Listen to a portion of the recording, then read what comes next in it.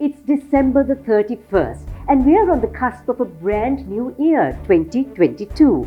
At midnight today, we turn the pages of our calendar, a calendar which historically dates to the Bronze Age, the Sumerian calendar which later the Egyptians adopted and was transformed by the Assyrians and Babylonians in the Iron Age, giving rise to the Zoroastrian and the Hebrew calendars. What we use today is a refinement of the Julian calendar, reformed by Julius Caesar in 45 BC, the Gregorian calendar introduced by Pope Gregory VIII in 1582. Wishing you compliments of the season and looking forward to a brand new year, welcome to Kaleidoscope with me, Savitri Rodrigo, with our dose of positive, daring, different.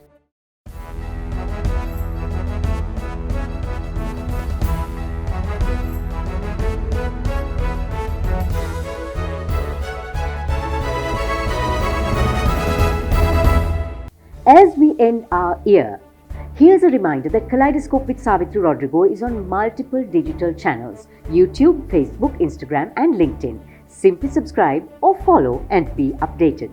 On our show today, His Excellency Chaminda Pusvedila and some celebrities reveal their bucket list holidays for 2022, while a corporate captain and 4 young people look back at 2021 and look ahead at 2022. And keep watching, we've got lots more. Hold your breath in for a moment. Find your calm. This is the Green Embassy, Homagama. Invest just 3 million rupees to reserve 0710 777 333. Prime Lands Residencies, PLC. Looking back at the week that was, here's a snapshot. Sri Lanka has raised its official foreign exchange reserves to around $3.1 billion, helped by a currency swap agreement with China. The real estate market in Sri Lanka is booming, with 96% of completed condominium units being sold by the third quarter of 2021. World economic output will exceed $100 trillion for the first time next year, with China overtaking the US as the biggest economy. Global mergers and acquisitions reached an all-time high of $5 trillion in 2021. Global FDIs were up by 6% year-on-year in 2020, despite the pandemic, by $2.2 trillion. Tech giant Samsung has been named the most innovative tech company in the world. World Athletics rules that all shoes in track and field events will have a sole thickness of 20 millimeters from November 2024. The ball drop today at Times Square will have more sparkle this year, with 192 new sparkling Waterford crystal triangles added to the new design.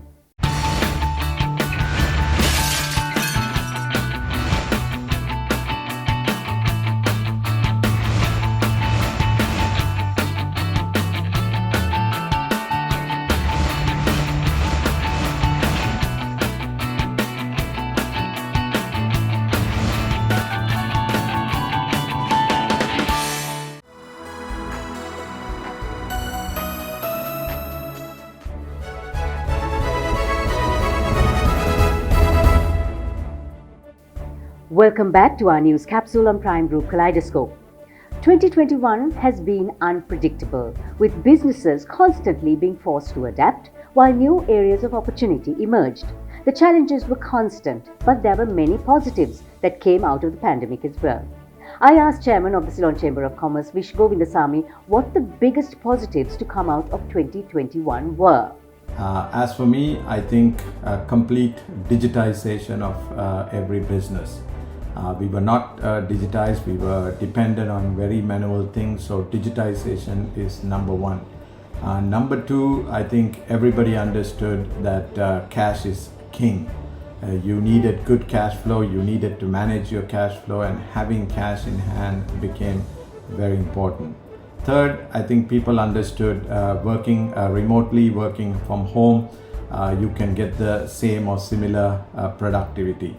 Lastly, I think not being dependent on one sector of business, or not being dependent on only domestic business, but also having business outside your territory. I think these were, in my opinion, the things that came through the pandemic.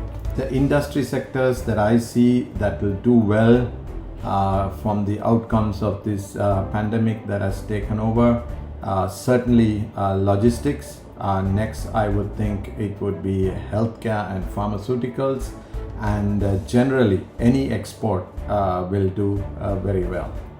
And Vish, if you're looking at the medium term, what do you see? I think the whole thing of unpredictability, the so-called forecasts are gone. I don't think you can forecast anything or predict anything because everything is changing around our world. Like I said before, I think having cash and managing cash in the medium term is going to be that much important. And also, I think forex stability, having foreign exchange in your hands is going to be very important for the future. The Colombo stock market had a great run last week, with the ASPI touching a record 12,000 points, but lost some of that momentum this week. The all share price index remains static this week, with the daily turnover averaging 5.6 billion rupees. Oil prices rose this week to above $76.50 per barrel after US crude and fuel inventories fell last week. This week, gold fell below $1,800 per ounce in thin trading during the holiday season. A group of over 60 young people from the Pearl Protectors, Zero Trash LK and the Rotaract Club of IIT decided to make it a plastic-free Christmas. They constructed a 12-foot tall PET bottle Christmas tree on the Valavatta beach using over 1,300 bottles collected from the shorelines of Sri Lanka, and eco-brick benches near the tree using 150 kilograms of plastic waste. When the tree comes down, the bottles will be sent for recycling. And more on managing waste. This time it's whiskey waste. A Scottish scientist has developed a car fuel derived from whiskey waste. A Japanese professor has invented a lickable television screen to create 20 types of food flavors so people can actually taste what they see on screen. Hold your breath in for a moment. Find your calm. This is the Green Embassy, Homagama. Invest just 3 million rupees to reserve 0710 777 Prime Lands Residencies PLC. Next up on Sellico Life Let's Talk, 4 young people look back at 2021 and look ahead at 2022. World of risks and obstacles, we are there to help you reach your goals. With 12 billion rupees worth of customer benefits in 2020 and a life insurance fund worth over 100 billion rupees. Our strength is your strength. You focus on your goals. We will take care of the risks. Sellico Life.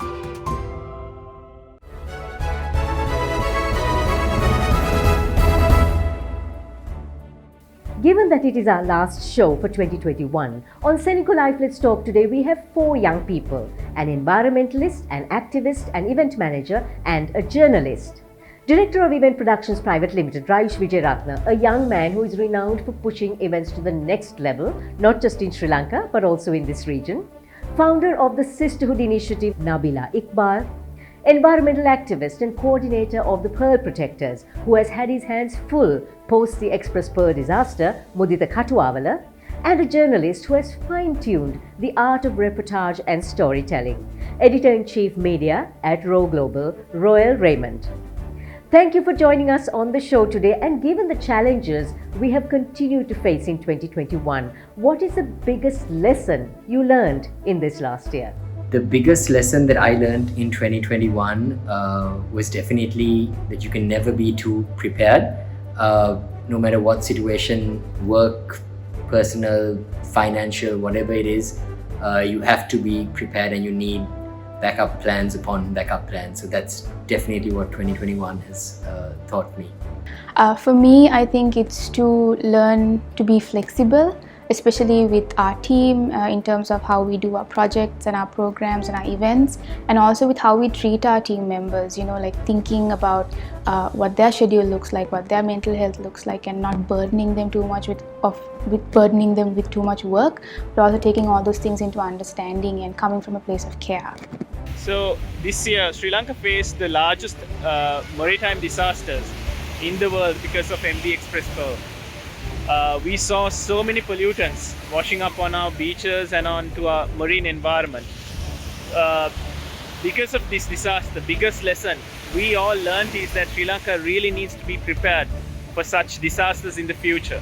One of the biggest lessons I learned this year is to differentiate between what I am in control of and what I'm not in control of, and understand that what I am in control of are my responses and reactions to things, how I process things, whether I put a negative spin to it or a positive spin to it. So this year has been a lot about A, differentiating, and B, choosing to react appropriately to external stimuli.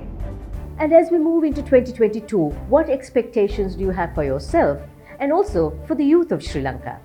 Expectations I have for myself for 2022 would definitely be to try and be as agile as possible in this new world with constant changes, no matter what situation we're in, knowing that it could change. And for the youth of this country, what I would like to see is them talking a lot more and actually doing a lot more to protect our nature and our environment in the country, because that's something that's personally very important to me. For me, I think definitely doing things with more intention. I think we have a problem with producing too much of work over quality, and we sometimes forget that we need to self-reflect on the work we do, we need to journal on the work we do, and really think about how we can improve as opposed to just creating so much of projects and programs instead of focusing on the quality. The main advice from me to all the youth in Sri Lanka is to always be optimistic, always be persistent, and always be passionate about what you really like doing, and continue to do it, strive to do it. And when you continue to do it, you will find the real satisfaction of doing anything with passion and being genuine. My hopes for the future and for the future generations of Sri Lanka is that they will make use of the technology that is literally at their fingertips and understand more about what is going on in the country so that they become more informed, because an informed citizenry can definitely change the course of this country. So that is what I hope for. 4 young people who, like everyone else, face challenges but also have expectations as they move into 2022.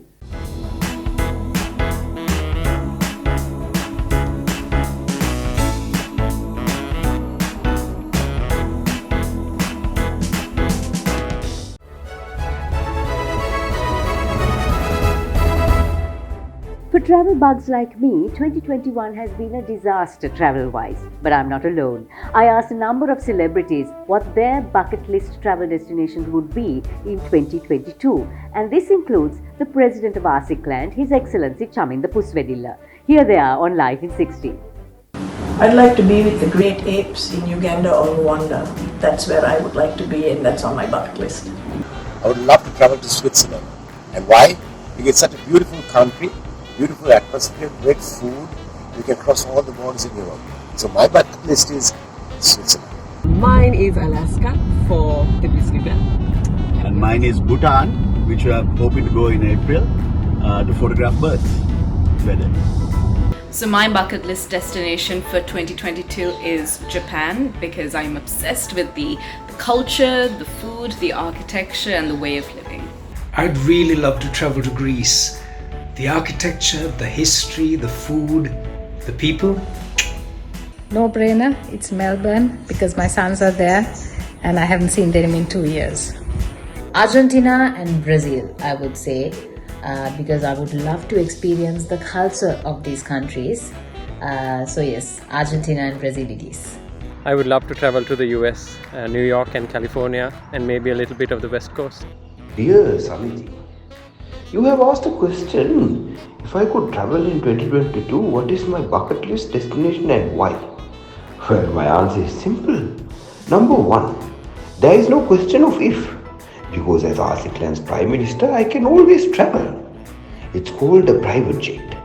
And number 2, the destination that I really want to go is to Mr. Santa Claus's house, because I want to meet the fellow and ask him why he has not answered any of my letters or given any of the things I asked for. Okay, Jerry, bye. As we wish you the very best of health, opportunity, hope and joy, and as the sun rises on a new year, here's what our Kaleidoscope takeaway reminds us. Every end is a new beginning. See you next year.